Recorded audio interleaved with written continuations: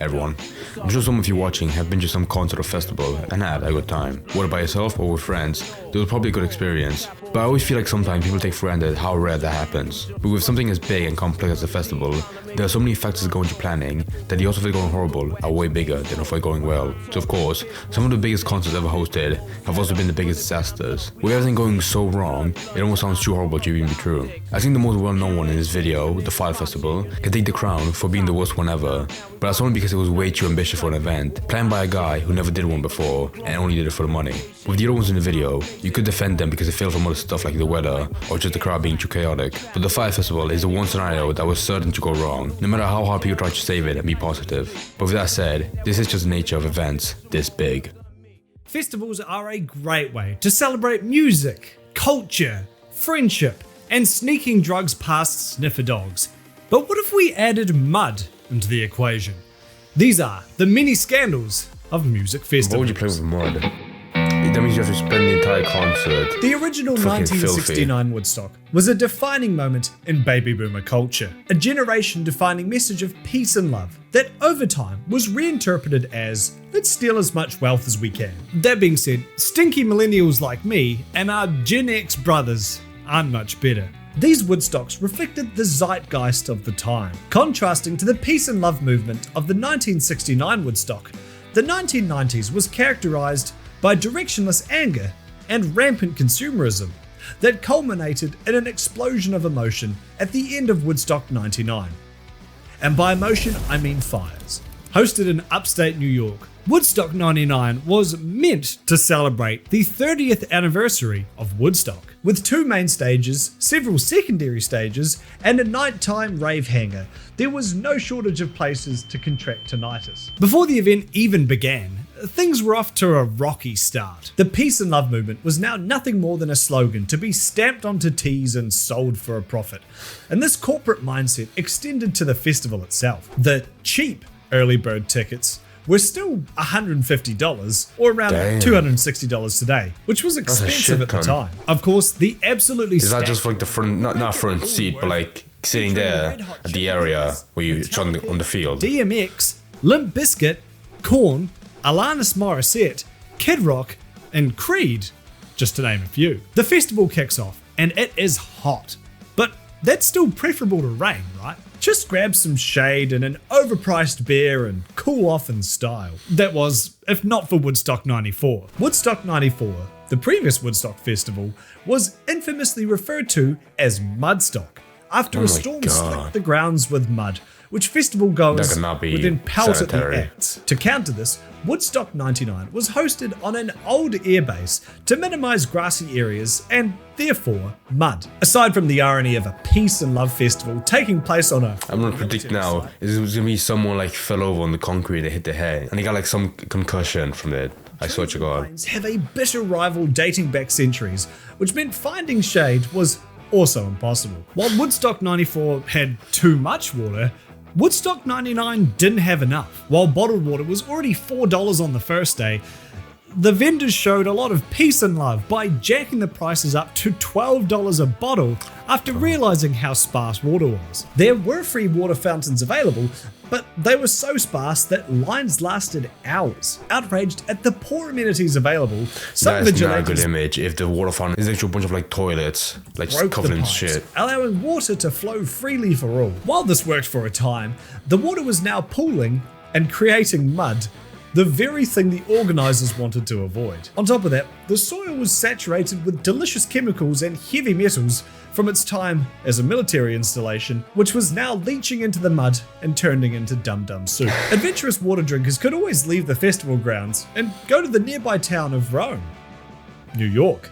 Unfortunately, the idea was hardly original, and the small town stores quickly ran dry. Even if you were one of the lucky ones to nab some bottles, security would force you to throw out any food or drink at the gates, unless you bribed them, of course. You see, instead of hiring the original 500 police officers they had planned, organisers hired mercenaries with scrupulous morals, whose only allegiance is to the highest bidder, as in temp job workers. While Lang tried to put a hippie spin on it by saying it was to avoid the influences of the police state or the government, This was just a flimsy cover so that they could cheap out on security and save more money. The security staff, who could have been spending their time trying to stop 9/11 if they knew it was going to happen, were unarmed, untrained, and uninterested in doing their jobs. Instead, they'd steal. That's the one aspect that scares me the most. The idea of security guards being there, not doing jack shit. I mean, I guess in the short run, you save money. You're not paying for like actually properly trained people, but in the long run, I feel like they're gonna, by the end of this story, of this first segment of the video, it's gonna end up like everyone's so chaotic that's gonna put like a really bad reputation for the whole like Woodstock event, that by the next one, there's not gonna be as many people because they know it's gonna be chaotic. I bet it's gonna happen. On one side, I can understand why they wouldn't have like weapons, because I feel like someone would get shot from like everyone fighting, but even then, there needs to be like some kind of order. And even sell their security shirts to attendees in case you wanted to Agent 47 your way backstage to hang out with Flea. Some security allegedly demanded sexual favors from female attendees, which is an unfortunate recurring theme of the festival. Multiple bands had to call out gropings that they could see from the stage, and at least 5 cases of sexual assault were reported, although the real number would obviously be much higher. Even Woodstock's official website joined in, posting photos of topless women without their consent, along with some real peace and love type captions like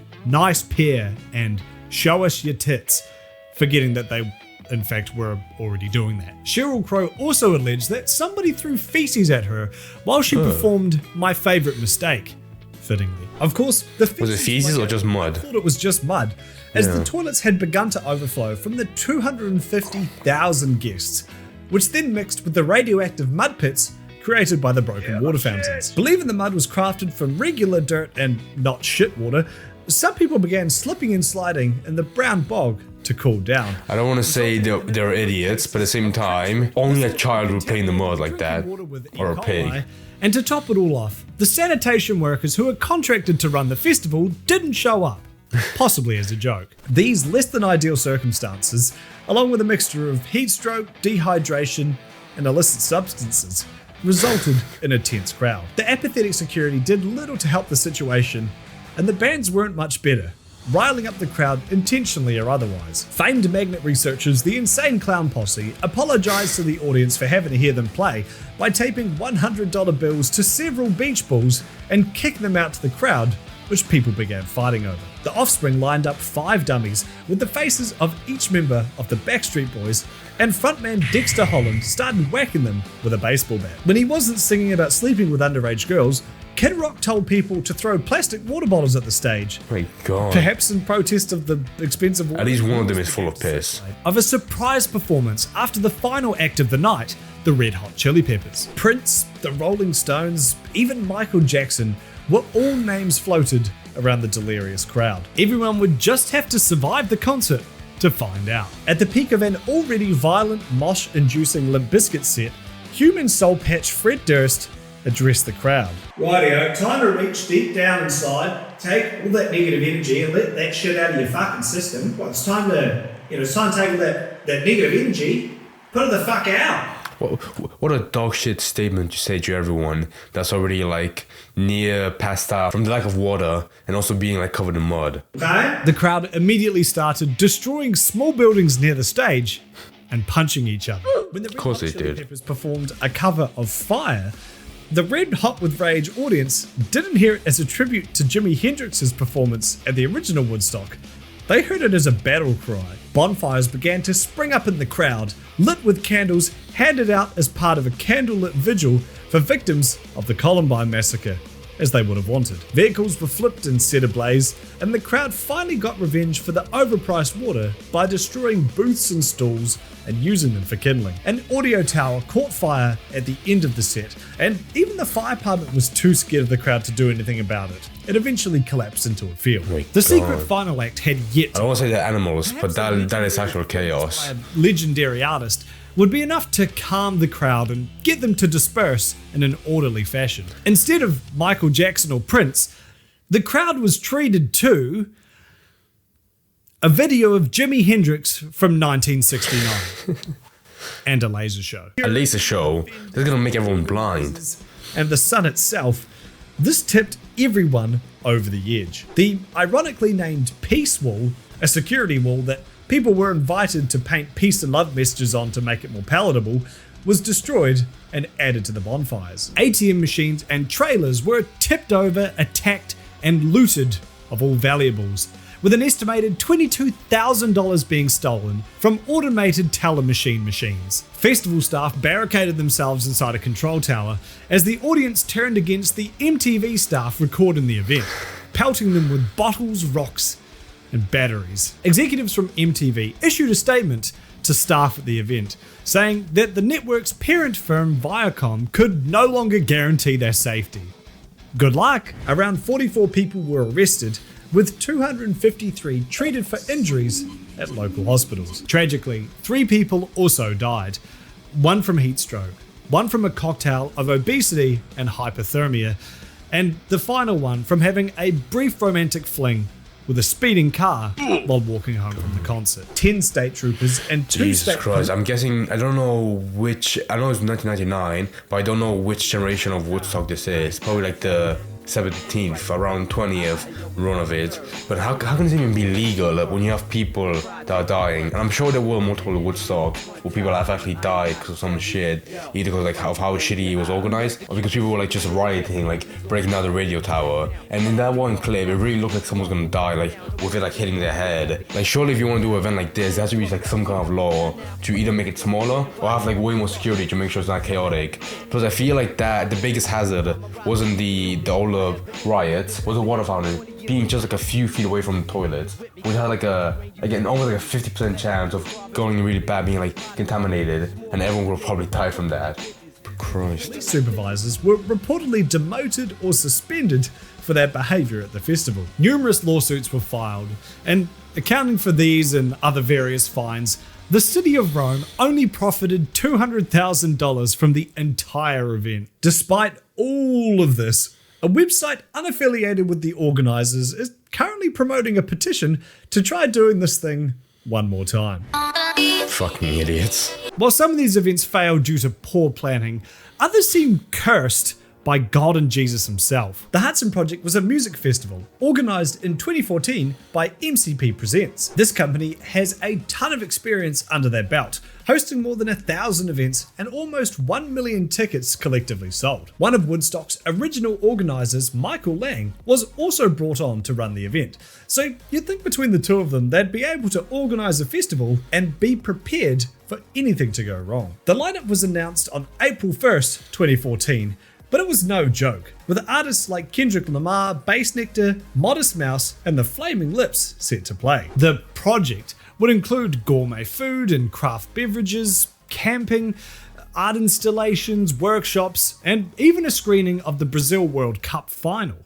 And people were hyped. No, that's insanity. You could not include football in this kind of situation. Football, especially for all the fans in the concert, enjoy it. They will just riot, no matter like how peaceful it is beforehand. Last, there were around 20,000 attendees, and when reviews of the event aren't talking about the disaster it turned into, they're raving about how good the performances were. There were some minor hiccups, from 51 people being arrested on drug charges to varying levels of security that saw some people getting a wayward glance while others would get a rectal pap smear test in order to check for outside beverages. Still, none of this was too out of the ordinary for a festival, and even when some light rain rolled in on the Saturday night, festival goers were having too good of a time to care and simply danced through the rain. Unfortunately for the Hudson Project, there is a point where the rain to MDMA ratio skews a bit too heavily in the storm's favour, and you end up with Sunday, July 13th. At 4:45 p.m,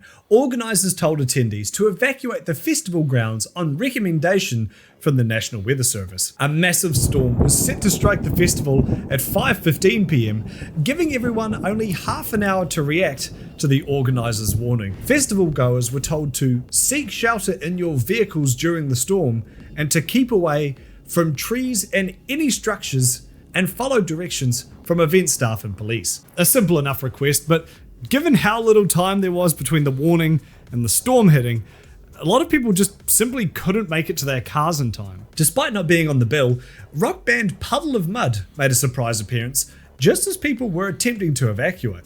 People without cars were told to make a friend and find space in nearby vehicles.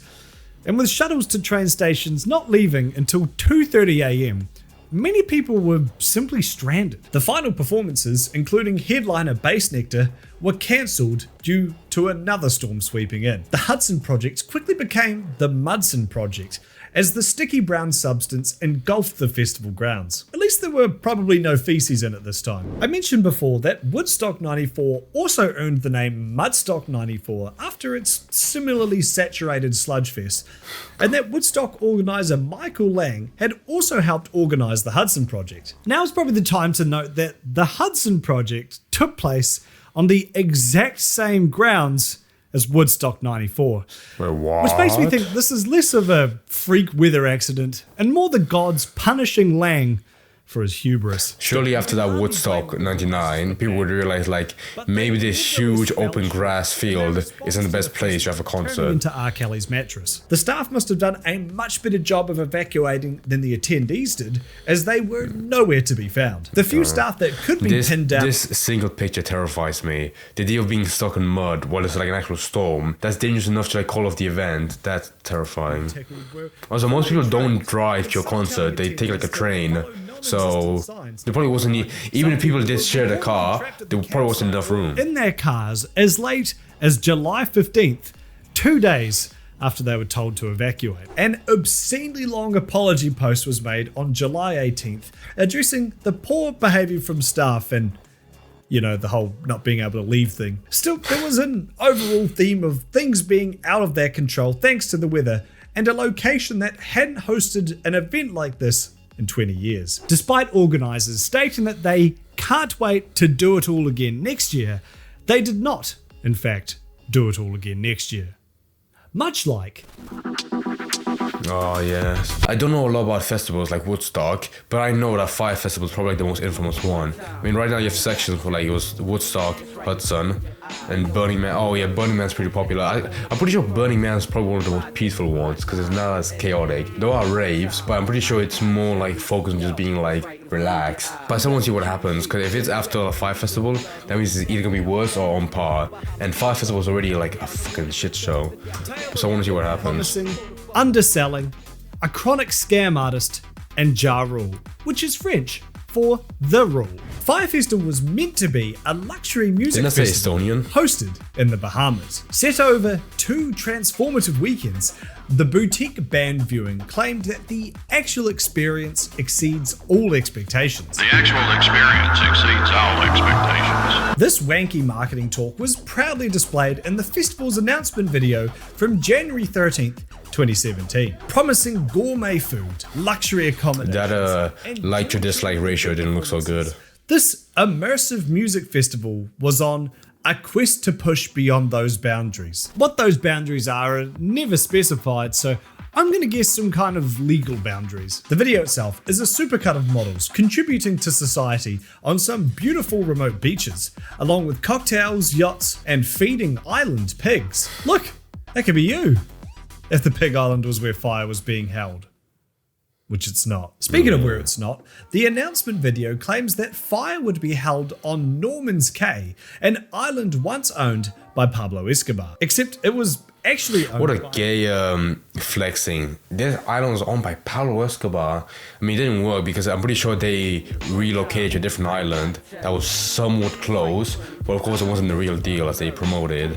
Plus, I think, I'm not sure, but I feel like having a festival, like a music festival outside the US where most fans come from is a bad idea because of the travel. And plus, it's when the show's over, it's incredibly hard to get like a flight back. So I always think it's better to have like the festival in the nation as opposed to like outside. Cartel member Carlos Lerdo. On top of that, the promotion video wasn't even shot there, but on Saddleback Cay, another island in the Bahamas which isn't even close to Norman's Cay. Wherever this theoretical festival would theoretically occur, the theoretical masterminds behind Fyre made some big promises. Musicians such as Blink-182, Migos, and Small Yachty headlined the festival, but jiggling to music wouldn't be the only thing to do at Fyre. Adventure packages sold the fantasy of being a modern James Bond, as James Bond's dad was a chairman at Raytheon, and instead of being a spy, he was a wanker who went cave diving. Guests would be housed in modern, eco-friendly geodesic domes. Oh, this part. If you haven't seen this part, it's gonna be incredible. These domes were given wanky names like The Nest or The Den, and were sold with pencil Goon renditions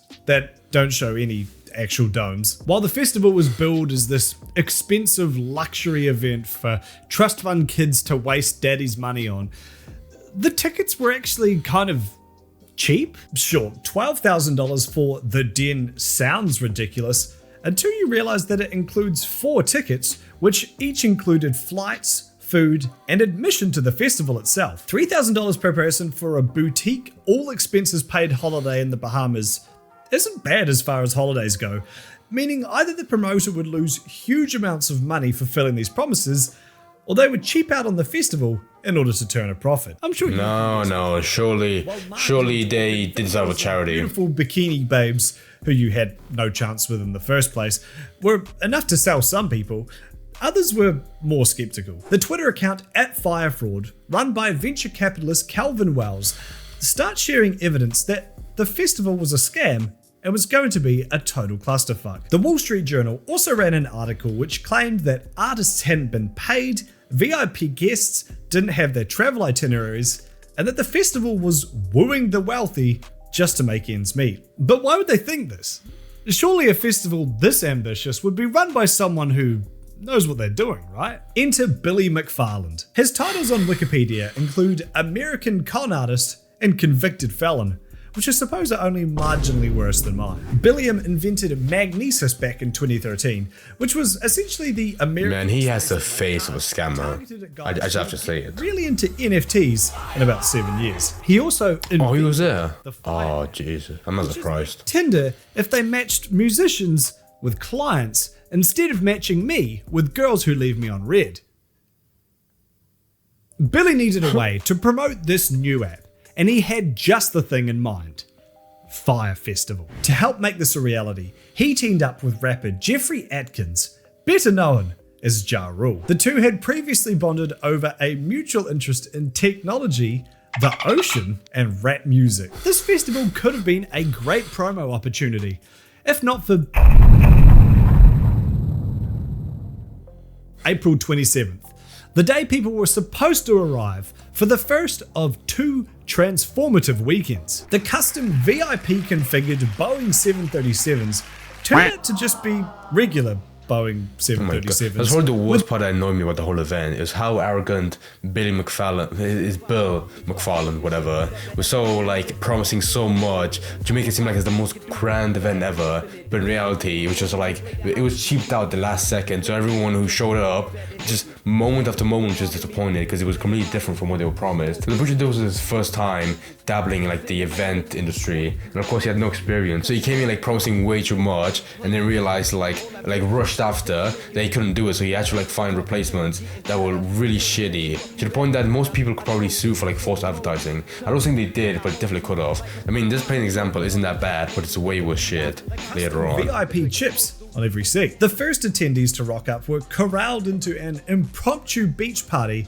at a beachside restaurant, where they were doused with alcohol and kept waiting for around 6 hours while the festival site was frantically thrown together. Later arrivals were brought directly to the grounds by a custom VIP configured school bus. These were the lucky Fucking ones children who actually made it to the island, as many other wannabe attendees flooded Reddit, Twitter, and Instagram to complain that their flight had been delayed, rescheduled, or cancelled. You're lucky, We have trust been me. advised by Fire, the tour operator of your flight, that they can no longer accept any further guests in Exuma. These websites weren't the only thing to be flooded, as heavy rainfall had hit the festival grounds early in the morning. This was hardly the gorgeous weather shining down on bebosomed babes that the trailer advertised, and while we can hardly blame Billy for the weather, I'm going to anyway. The eco-friendly geodesic domes turned out to be eco-friendly geodesic disaster relief tents that, like a half-finished house in The Sims, only had dirt for floors. In his defense, if you're doing an event in a beach and you rushed it, this is not the bad of like a solution you could find. But I think the worst part to me is the fact, like, if it's on a beach, if the wind gets strong, I feel like these could easily be like blown away. Limited supply, and either Oh, and the mattress as well, yeah. VIP configured plastic or freshly soaked by the rainfall that morning. Even with only 500 attendees, there weren't enough tents to go around, so people scrambled to claim any spot they could. Billy himself allegedly encouraged guests to run and grab any tent they could find. The gourmet food from celebrity chefs turned out to be the world's saddest cheese sandwich, and I'm going to go out on a limb and guess that they weren't able to accommodate any dietary requirements either. Their original caterer, the high-end Star Catering Group, had withdrawn from the festival earlier that month. They pulled out because Fyre Festival organisers had rejected their six-figure cost, claiming that they could find other caterers for cheaper. I guess they weren't lying. Meanwhile, the band managers who deal with these sorts of festivals for a living could tell that Fyre was fishier than mermaid pussy, and none of the big names actually showed up. Instead, a group of local musicians took to the stage around nightfall and played for a few hours, the only acts to perform at the event. Now, astute viewers may raise an eyebrow at the term. How did you imagine the organizer was so panicked? They just grabbed like street performers from like the nearby town and just threw them on stage. Local musicians. After all, isn't this meant to take place on some remote island previously owned by the Medellin cartel? Well, it was. Except that the owners of the island leased it to Billy on the strict condition that they not mention Pablo Escobar or the Medellin cartel anywhere in their promotional materials. They kicked him out soon after the first promotional video.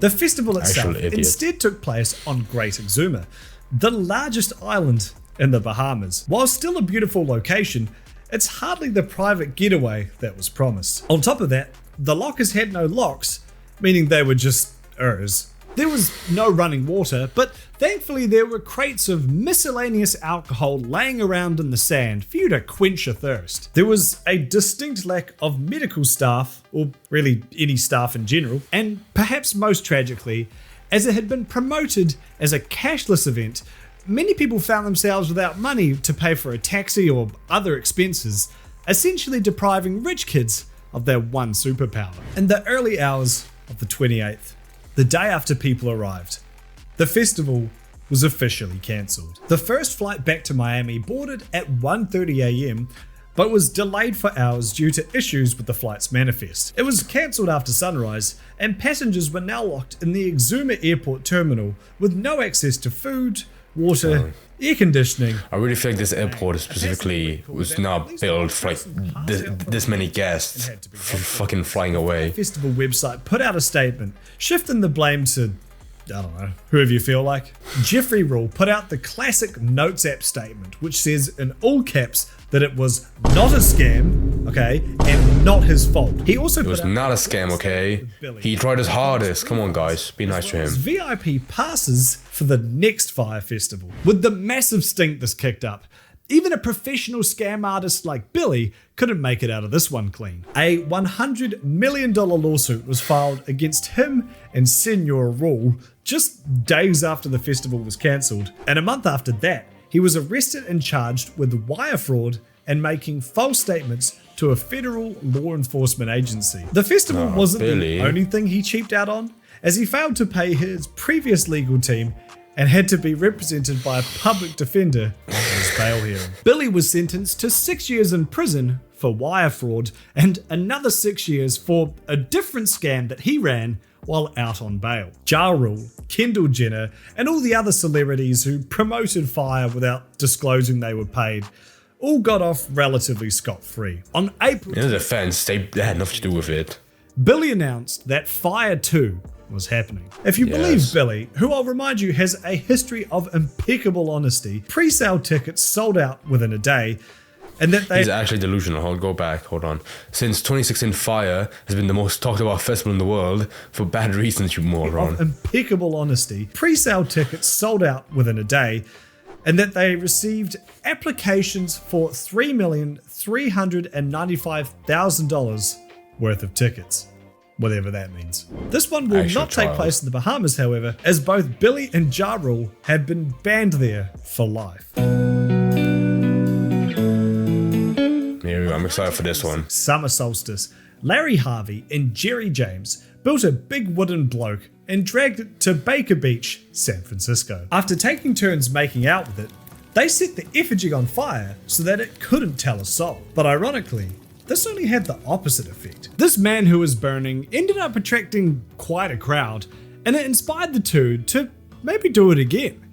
Although, if they knew about Burning Man 2023, perhaps it would have given them some pause. Over time, the igniting of the person evolved into a week-long gathering devoid of headliners or scheduled performances. Participants instead design and build all the art, activities, and events, and everything from haircuts to gobbies operate on a barter system. The only things you can buy with money at Burning Man are ice and coffee from the center camp and kisses from Dylan, the wandering sex pest. The concept itself is actually pretty cool, but as you'd expect, it attracts a lot of billionaire yoga instructor types and Silicon Valley entrepreneurs who want to open their third eye so they can invent Uber for cats or something. The 35th annual Burning Man had the theme. To be fair, it does look quite decent. Even if it's full of like annoying people, it doesn't look that bad. It would be held in Black Rock City, a temporary city erected in Nevada's Black Rock Desert, where it's taken place since 1991. The Nevada desert is a hostile environment, reaching temperatures of over 48 degrees Celsius during the day, well below 0 degrees Celsius at night, and with 100km/h winds whipping up dust for hours. You have to bring your own food, water, shelter, bicycle, and then make sure you bring everything with you when you leave. Unless you don't want to, or you think it would be funny. They've been dealing Where do with people these sleep? Like, if they have tents, surely the winds will just destroy it. Nothing out of the ordinary Is there a hotel was nearby? expected. Nah, probably. If it's in the Nevadas, probably not. August during Build Week. As the name implies, this is where people come to start setting up art installations for the 30-something yuppies to stare at while tripping on acid. Entry for Build Week was delayed after an unseasonal storm saturated the ground, turning it into beautiful brown mud. This only held up operations. It's always for 2 fucking months. mud in these stories. The only one that hasn't been like ruined by mud was Fire Festival, and that was because they had to fly to the Bahamas to do that one. Until the 1st of September. With Burning Man now properly underway, the long tail of Tropical Storm Hillary Clinton tail-whipped the Black Rock Desert with 15 centimeters of rain in 24 hours. For reference, that's the same amount of rain that they'd typically receive in 2 to 3 months. Tragically, no amount of men could be burnt that would dry out the now destitute festival grounds, as people online began referring to it as Raining Man or Drowning Man. Attendees struggled with the thick mud that could barely be walked through. Organisers closed the only gate into Black Rock City and banned anyone except for emergency services and drug dealers from coming in and out of the area. Not only does this mean the 70,000 plus attendees are trapped there with limited supplies, but there was no way to empty and clean the my now God. overflowing portable toilets. Festival actually goers were disgusting. warned to take shelter That's and conserve nasty. food, water, and ayahuasca. Joe Biden was briefed on the situation and reportedly drone striked a hospital in the Middle East in response. Diplo, who just days before That's was Joe. DJing from a hot air balloon, had to walk through 8 kilometers of mud and scorpions with Chris Rock to escape. A tweet with a screenshot from the US Centers for Disease Control and Oh my Prevention's God. Twitter account declared that there'd been an Ebola outbreak at the festival, which wasn't true, but was Okay, convincing I enough understand the weather reports, but how does Ebola break out in the middle of a desert? people out. Tragically, one attendee did pass away, but from a drug overdose, and not from any Ebola or mud-themed reasons. Of course, the saddest part of Burning Man 2023 wasn't the loss of life, but that the giant man was still too wet to burn. 2 days after the storm, residents of tragedy. Black Rock City were still trapped in a prison of their own creation. But if there was any festival designed to withstand this sort of battering, it would be Burning Person. With festival goers bringing all their own supplies, as well as a strong emphasis on self-reliance and community, the gang all banded together to weather the storm, or rather the mud. The conflict instead came from the fact that everyone there didn't want to just survive.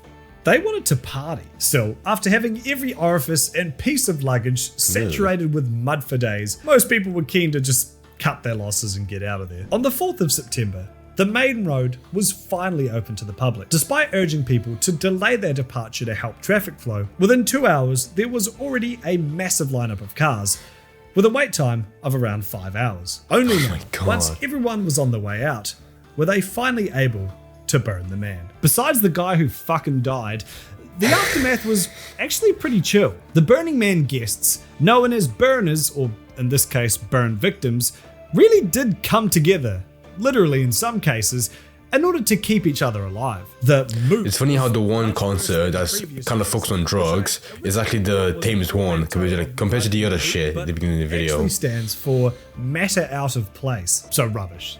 You can just call it rubbish, it's fine. But in the words of the official Burning Man website, there's something special about sharing a weather event and living to tell the tale. It's a feature, not a bug.